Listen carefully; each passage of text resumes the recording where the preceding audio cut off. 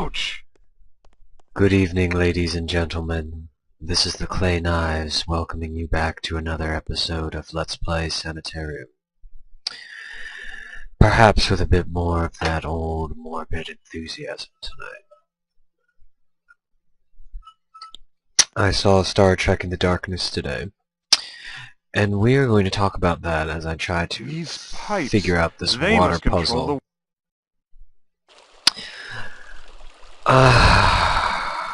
I would say that... Where's my location on the left? I guess we want to fill up the center fountain. I was trying to get water to all four of them, and that wasn't working.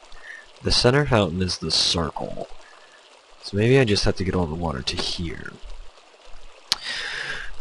Regardless, Star Trek Into Darkness is one of the worst films I have ever seen, and certainly has the worst written script that I can recall in recent memory.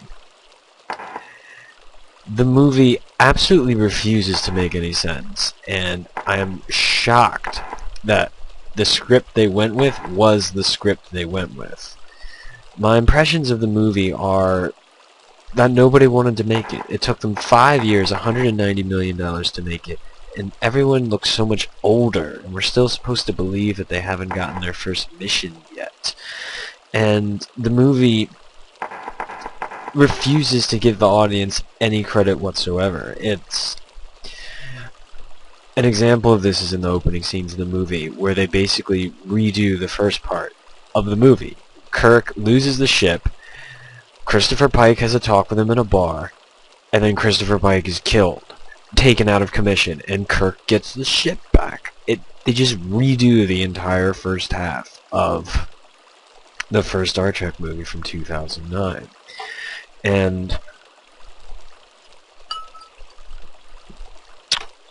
there is no characterization. Every character is flat. There are no soft moments. It's wall-to-wall action. And the movie expects you as the audience, either through having previous knowledge of Star Trek or by just the general tropes of Spock and Kirk are friends, that one knows just because Spock and Kirk are in the cultural consciousness. You have to bring that into the movie. Because if you looked at the movie on its own terms and looked at the characters without the prior knowledge they have in the popular unconscious, Spock and Kirk would hate each other in this movie. They never do one thing for the other that is ever like kind or insightful unless it's an action beat.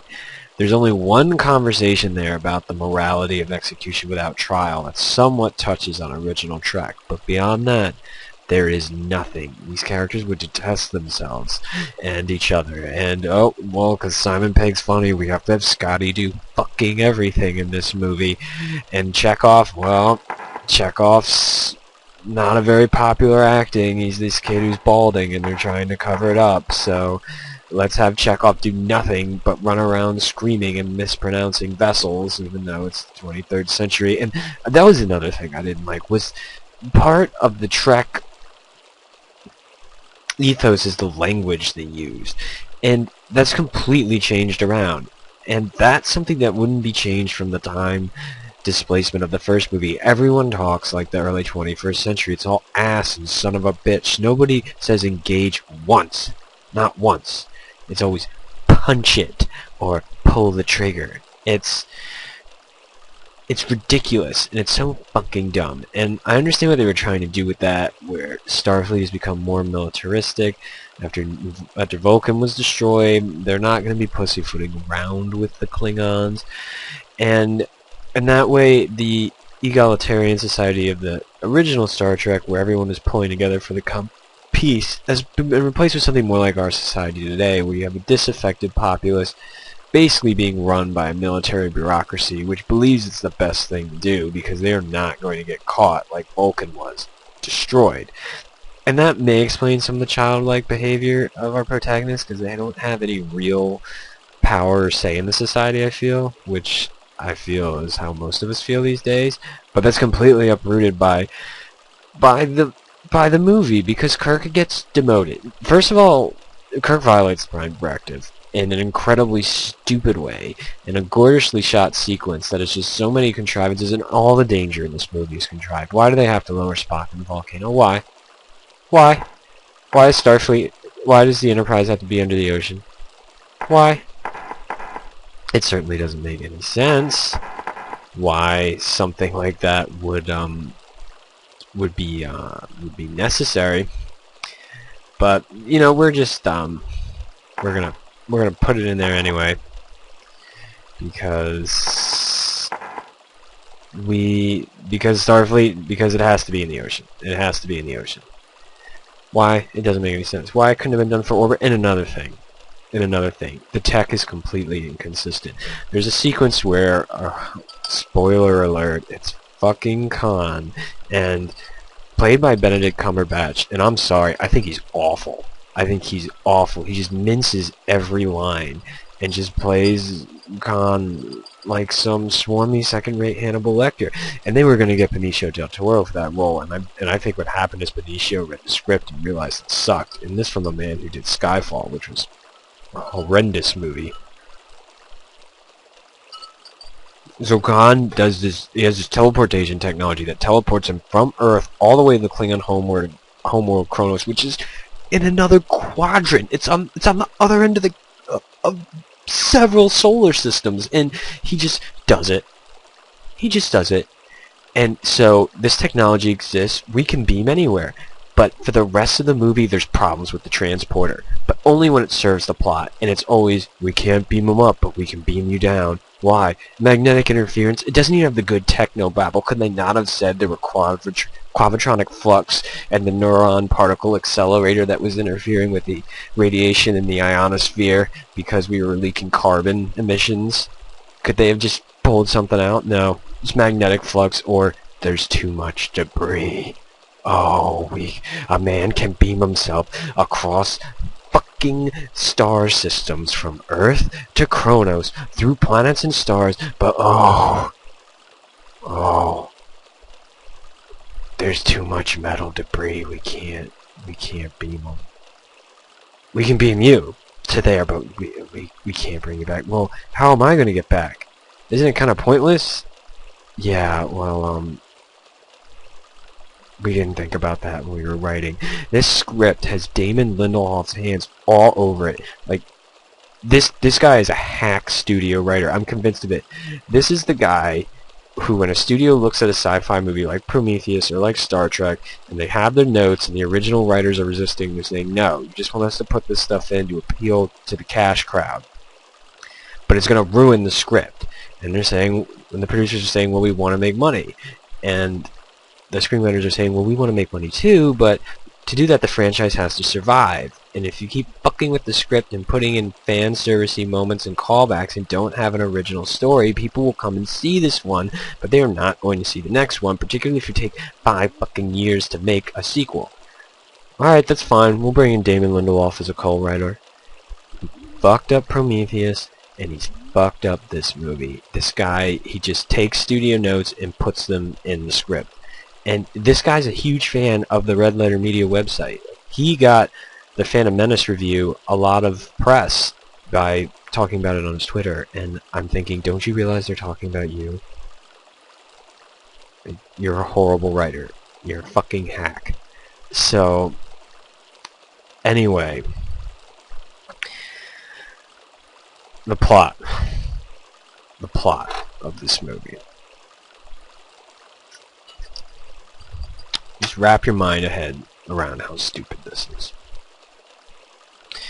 The plot is, because Vulcan has been destroyed, the Federation has been militarizing.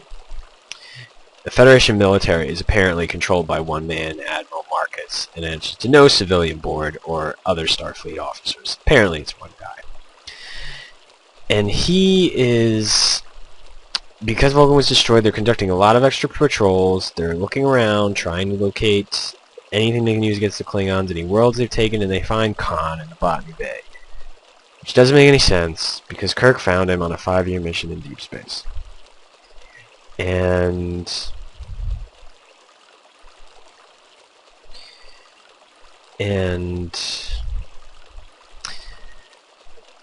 So Kirk, so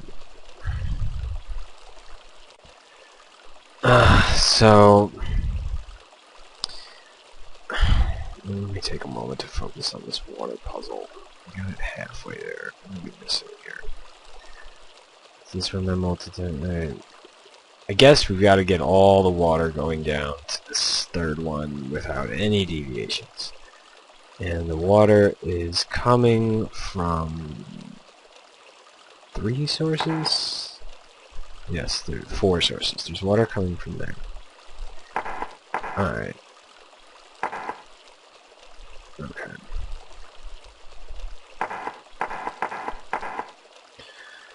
Alright.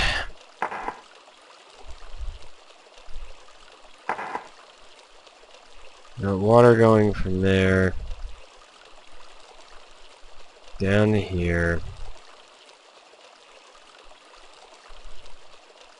over to here.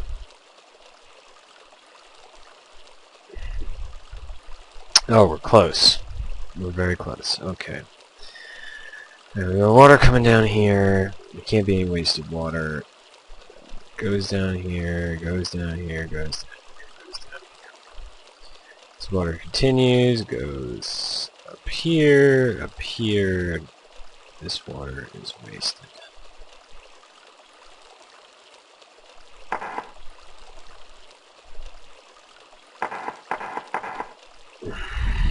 We have wasted water.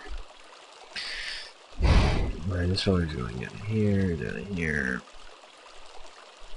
It's these two that are just completely wasted.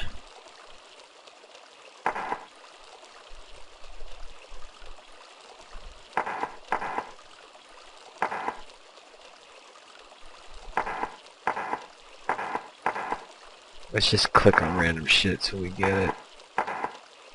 Really close.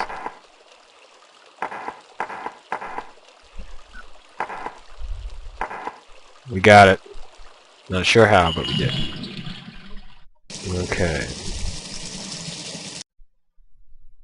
There, I brought the spring for you. It looks so much nicer when it's filled. Thank you, Mr. Barra.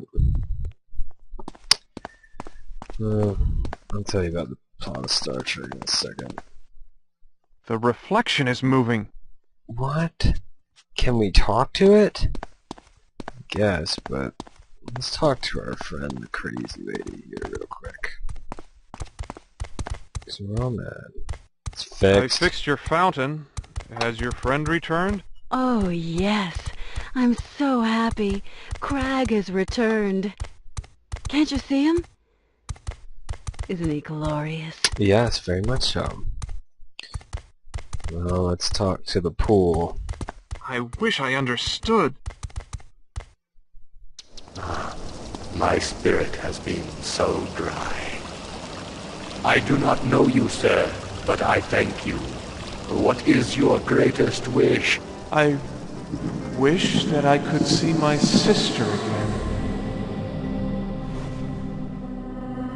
Max? Sarah would like to see you now. Okay.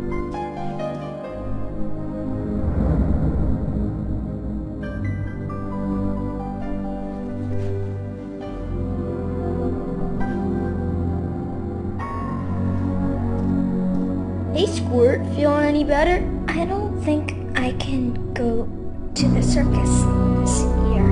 Circus? We'll go next year.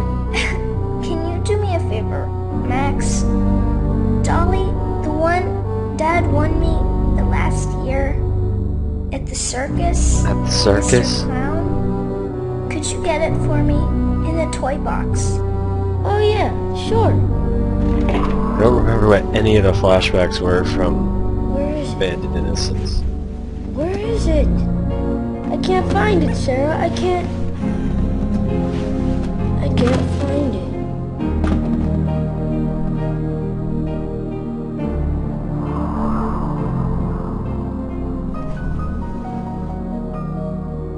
I can't find it. Guess he really needed to see that.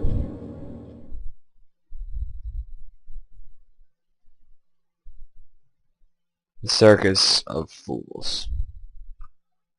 What's happening to me? The fuck? I'm a girl. I can see everything through these. I'm a little kid.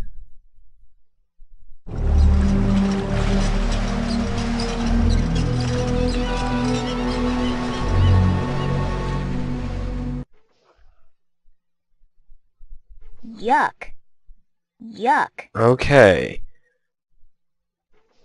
My sister died of cancer when she was young. I'm a doctor.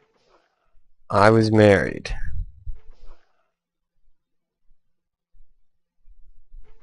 But I'm actually a mental patient who crashed a car that caused him to shut down the west wing of tower cells and put us in the tower cells. The generator failed, a fire broke out. I had a massive hallucination, so I couldn't deal with what was going on around me. I escaped. In the courtyard, I was talked to by the reflection of a gargoyle, and I've had another hallucination while thinking about my sister. What the fuck is going on? And the first one was that 1950s ruined town with the plant monster, the cars destroyed, people turning into plants. Now I'm on this crag, this flooded town with corpses everywhere. Yuck. What a cute little wagon. And I'm a girl. I mean, I've always wanted to be a girl. Yuck. He's got a big red nose like Santa. The water. It's so dirty. I can't see the bottom. Alright, get up, fat man. Well, bless my soul! How on earth did you get here, little girl? I had a penis till 5 minutes I don't know, ago. mister. All I remember is looking in the water and then this flash of light. The next thing I knew, Said I I was wanted here. to see my sister again, not I'm be kind her. of scared because I don't remember much. Now, no need to be scared, my dear. Using my world-renowned powers of deduction, I'd say that you were in a boat and fell overboard. The tide swept you up and plopped you down here, safe and sound. Why, I'm sure your family is looking for you as we speak. Paul Giamatti, meow. My name's Oswald Cobblepot. My name's Sarah. What's yours? What? Why, I'm Antonio Of course he's Baldini, Antonio Baldini. genius, showman, and ringmaster extraordinaire. Where am I? Where am I? You don't know? Then you're in for quite a treat, little girl, because directly behind me is the most fantastical spectacle this world has to offer. Huh? Can it be that you've never heard of the world-famous Baldini brothers' amazing You traveling got circus? corpses in your water. Say it's not so. Why, only a few dollars will open the doors of magic, wonder, and grotesquerie. So this is your traveling Baldini Brothers fair. Magic, wonders, and grotesquerie. I fell off the ship. My parents are probably looking for me. There's a lot of